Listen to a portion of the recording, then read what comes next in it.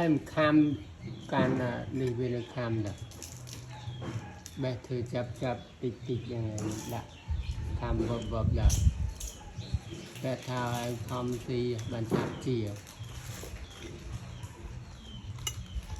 mà ta anh ấy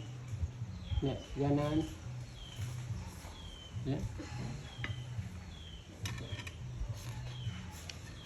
can ở can cam bập bé chập tịt tịt à can nữa can là ai nó cam bập đầu hay can tụt đai cái đai lên đó